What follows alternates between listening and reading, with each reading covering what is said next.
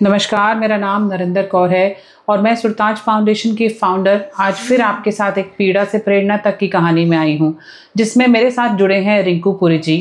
उनके 2 बच्चे हैं और दोनों के दोनों इस श्रेणी में आते हैं स्पेशली एबल्ड चाइल्ड। तो हमें आज इनसे जानना है, एक बच्चे का नाम है जतिन और एक बच्चे का नाम है नितिन, और उनकी मदर उनको संभाल रही हैं, मतलब कि रिंकू जी की मदर उनको संभाल रही हैं। और हमें ये रिंकू जी से जानना है कि इतनी कठिन जर्नी वो किस तरीके से जी रहे हैं और किस तरीके से ये बच्चों को पाल रहे हैं। तो रिंकू जी, आपका बहुत बहुत स्वागत है इसमें। नमस्कार जी। नमस्कार। मैं ये चाहूँगा, बस ज़्यादा बात नहीं करना चाहूँगा कि मैं ये कहना चाहता हूँ, मेरी मम्मी ने पीढ़ी टू पीढ़ी पालती आ रही हैं। पहले इन्होंने मेरे बड़े भाई के बच्चे पाले, उसके बाद बड़ी सिस्टर के बच्चे पाले, उसके बाद अब मेरे बच्चों को देख रही है। मैं इनकी फैसिलिटी ऐसी है कि मैं इनके मरते दम तक कर्जा भी नहीं उतार सकता, बट मेरे को अब ये करना चाहिए था कि मैं इन बच्चों को ऐसी लाइफ देना चाहता था चाहे कि इनको कहीं एनजीओ वगैरह में मैं डाल सकूं। लेकिन जिस एनजीओ में मैं जाता हूं, हर मुझसे पैसे मांगते हैं लोग। कोई 3 लाख मांगता है, कोई 2 लाख मांगता है। मैं सरकारी एनजीओ देख रहा हूँ जहाँ बच्चों की हेल्प हो जाए। ऐसी एनजीओ मैं एक मंगोलपुरी में देख के आया था, स्पेशल चाइल्ड बच्चों की है। तो वो कहते कि केजरीवाल की साइन करवा के लेकर आओ। वो कहते हमारा एरिया नहीं पड़ता, जाओ निर्मल छाया जाओ। निर्मल छाया गया सीबीसी में, वहाँ भी कुछ मेरी उन्होंने की हेल्प नहीं की। वो कहते हैं कि मेरे को बच्चे जो हैं उन बच्चों को रखते हैं जिनके माँ बाप मर जाते हैं, तो हट्टा कट्टा इंसान है, अपने बच्चों को खुद पालो। उन्होंने मेरे को ये फैसिलिटी दी। फिर दोबारा गया, 2-3 बार मैं निर्मल छाया गया, पर मेरे को उन्होंने कोई मेरी रिस्पॉन्सिबिलिटी नहीं दी, मतलब कोई हेल्प करनी चाहिए, कोई उन्होंने मेरी हेल्प वगैरह नहीं करी है। उन्होंने बस ये कहा कि अपने बच्चों को खुद देखो आप। मैंने कहा चलो जी कोई बात नहीं। अब मैं यही चाहता हूँ कि बस आज मेरी मदर हैं तो इन बच्चों को देख रहे हैं, मैं यही देना चाहता हूँ। और कल को मैं भी प्राइवेट जॉब करता हूँ, अगर मेरी ज़्यादा सैलरी नहीं है, 12,000 रुपये कमाता हूँ मैं, उसमें मेरा मंथली खर्चा चलता है, घर का भी और इन बच्चों को भी देखना पड़ता है। मैं इसलिए मतलब जीना चाहता हूँ कि आगे मेरी लाइफ का क्या सोल्यूशन है। इस चक्कर में इन दोनों बच्चों को मैं शादी नहीं कर पा रहा। क्यों नहीं कर पा रहा? क्योंकि मेरा आगे कोई लाइफ, मेरे दोनों बच्चे ही हैं, इनके भी सेवा कर लूँगा तो ऊपर वाले की सेवा हो जाएगी। बस ये चाहता हूँ कि इनको अपनी जीते रही बच्चों को कहीं सेटल कर दूँ, मैं अपनी मम्मी के होते हुए। मैडम जी बिल्कुल मैं यही चाहूँगा, और आपके चैनल को भी यही बताना चाहूँगा, सर मेरी जितनी ज़्यादा हो सके आप मेरी हेल्प करें।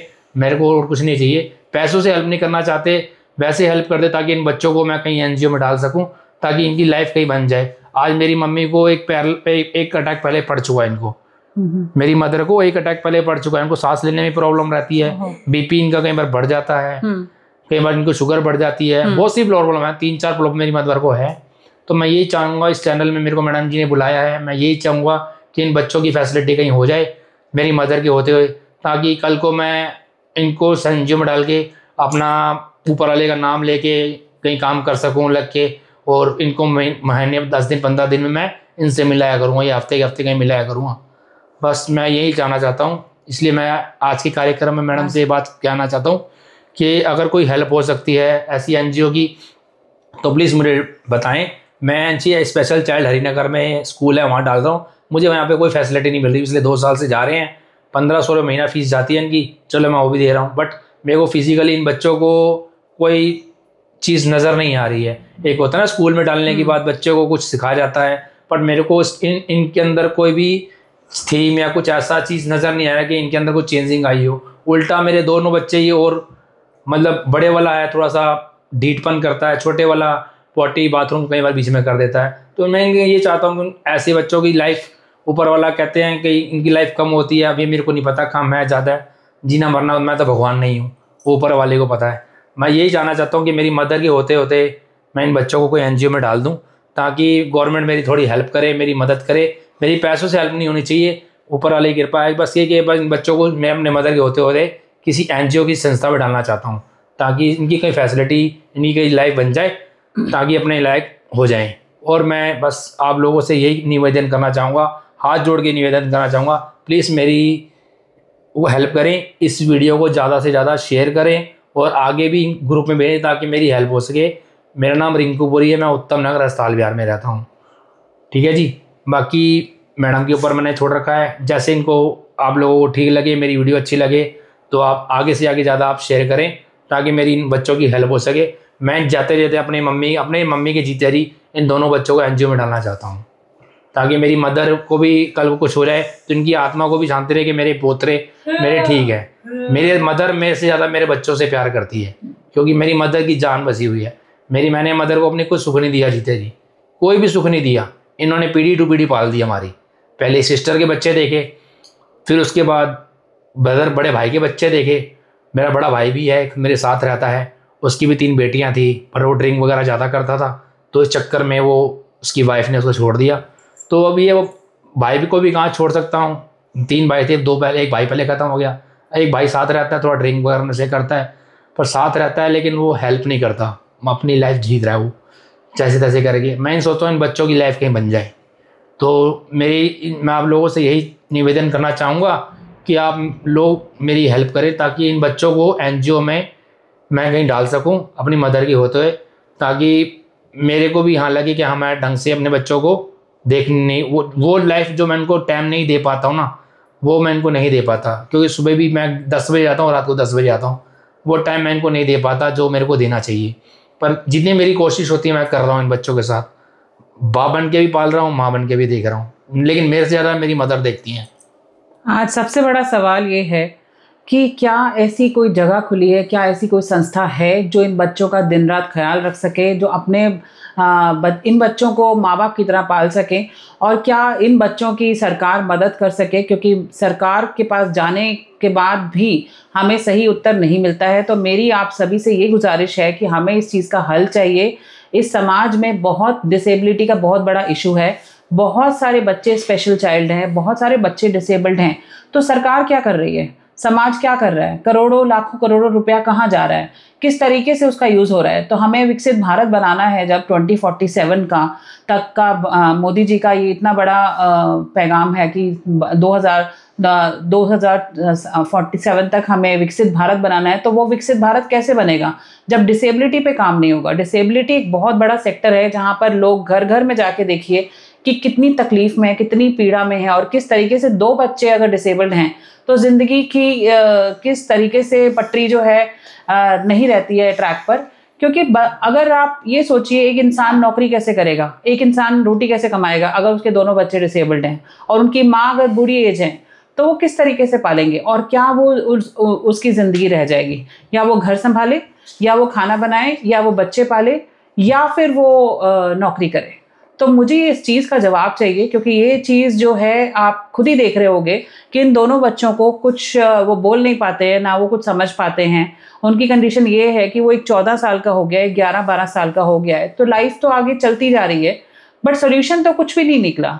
तो क्या समाज इस सोल्यूशन को निकालने में, क्या ये साइंटिस्ट, क्या इतने बड़े बड़े जितने रिसर्च हो रहे हैं, तो क्या रिसर्च ही नहीं आया अभी तक? ब्रेन को लेके कोई टेक्नोलॉजी नहीं आई है कि यहाँ ऐसे बच्चे ठीक हो सकें, या कोई सोल्यूशन ही नहीं निकला कि इन बच्चों के लिए कुछ काम किया जाए? क्या इसकी तादाद बढ़ती जा रही है? क्योंकि आए दिन कोई ना कोई स्पेशल केसेस होते जा रहे हैं, आए दिन कहीं ना कहीं कोई बच्चा स्पेशल चाइल्ड बनता जा रहा है। तो इस बारे में समाज और सरकार क्या कर रही है, और क्या सरकार को करना चाहिए? तो मैं इनकी माताश्री से पूछना चाहूँगी।